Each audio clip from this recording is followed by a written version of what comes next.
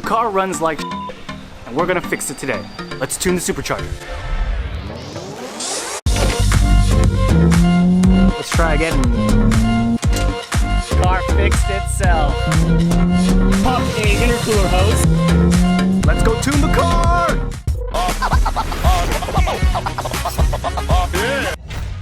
So the supercharger's been installed on the car for a little bit, but we haven't really been able to drive it because the tune is not very good. The stock fuel management box that came with the car just was not working really good. There was a lot of hesitation on throttle and the car was running really lean. So I went out and I bought myself some fuel and timing cards to hopefully be able to fine tune the tune a little bit more so that we can actually run the car with the supercharger. Problem was, despite getting the new fuel management cards, the car was still running really lean.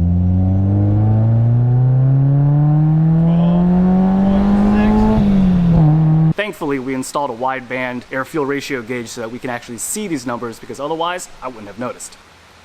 So after some troubleshooting, we think it's the injectors that are maxing out and just aren't able to give us enough fuel no matter what the ECU tells it to. So we got some 350cc injectors. We're gonna take out the old 310s, put these in. Hopefully, this solves our problem.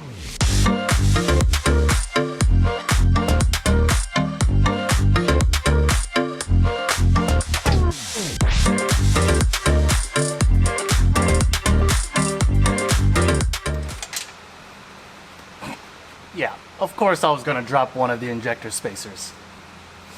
People of the internet, I am going to need your help. Make sure to hit that subscribe button if you haven't already. Give me strength to find that injector spacer that I just dropped from my engine bay. Thanks. Good news. I was able to get the injector spacer. Bad news. I think I have a bit of a power steering pump leak. I mean, it was like weeping a little bit before, but not this bad where it kind of spilled out onto the garage floor. I mean, it looks a little bit worse than it really is because I kind of put a little bit of degreaser on the floor to kind of clean it up. But yay, that's gonna be something I'm definitely gonna have to probably change in the future. But you know what? Let's just see how bad it gets, because I just cannot be bothered with it right now. We gotta get this thing tuned.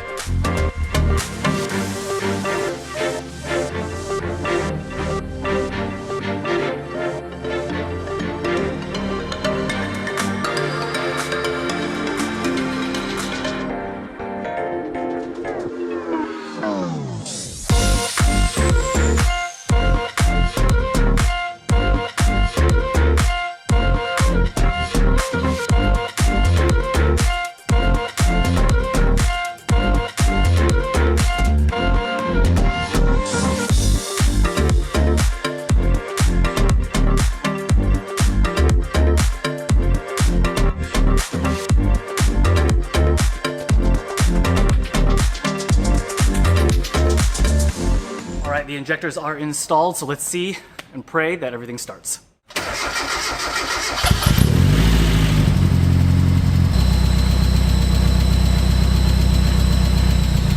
Okay, everything seems to be running good. The car turns on, no problems there, except there is one issue. You can see that 10 right there, that's my wideband. And I am currently maxing out my air-fuel ratio at 10. That is nowhere near 14.7, which is where it should be. Oh, God, this is such a pain. Oh, that's a brake.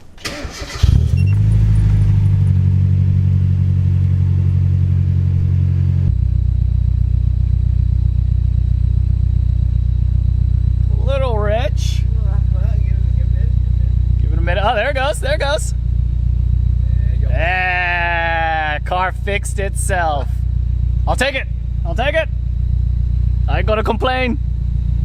Nice. Let's go tune the car.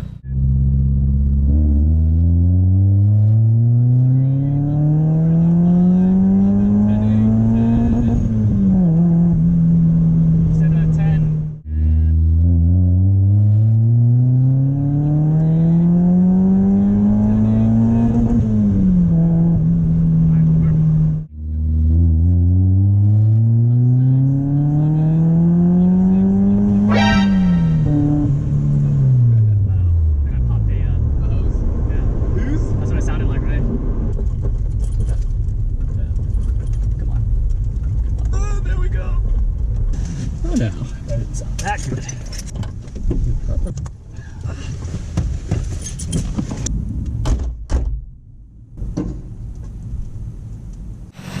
All right, so we were doing our testing and popped a intercooler hose, but we got it in loosely, so we're just gonna limp back to the garage, tighten everything back up.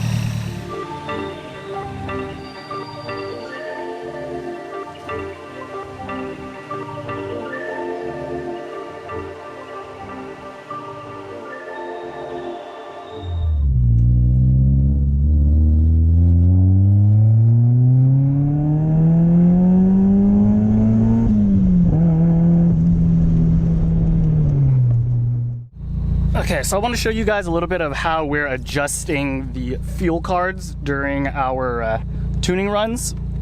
So here's the fuel card, here's the timing card. Luckily, we don't have to touch the timing pretty much. Just leave it alone is what they said, and we should be good for our application. Fuel card is where we're going to be doing our fuel adjustments as we do our pulls, depending on what our wideband air fuel ratio gauge tells us, and it's really cool. There's different flashing modes. When you look at the instructions, they'll tell you like what RPM range it affects it, but the main RPM range that we're gonna do is they call like, actually I don't know what they call it, but it essentially adjusts fuel across your entire RPM range instead of just RPM specific. So we just push this middle button and you can see how it changes colors and it enters different modes. The mode that we will be adjusting is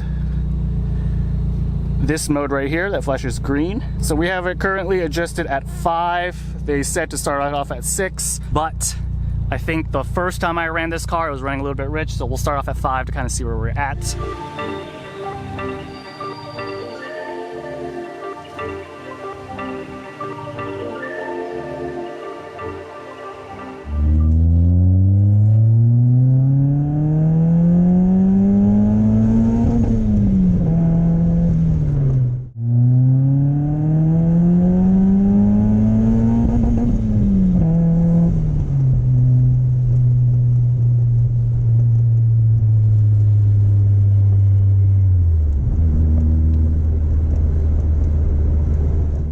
Okay, so we just got back from another third or fourth pull in the Miata, and that's 2 days in a row that I think I got our air fuel ratios and our fuel settings set to a place that is good for the track. It's a little bit richer. I'm running around like 11.4, 11.6 on average. But again, because this is going to be a track car, that I think that is a safe bet. I'm still going to have to keep an eye out on the air fuel ratios to make sure they don't creep up to anything around 12, especially on the track and especially when it gets hotter. But I think we're in a good place. And I'm stoked that the car is finally tuned. Everything is set up and it's working, because that has been a journey to get the car tuned right.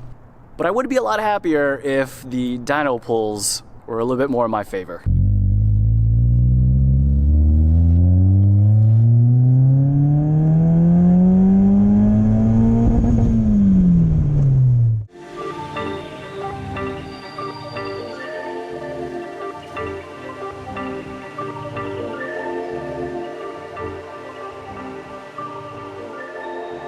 So as you can see, the dyno pulls, we got roughly around 150 to about 160 horsepower on a good day. That is a lot lower than I was initially anticipating.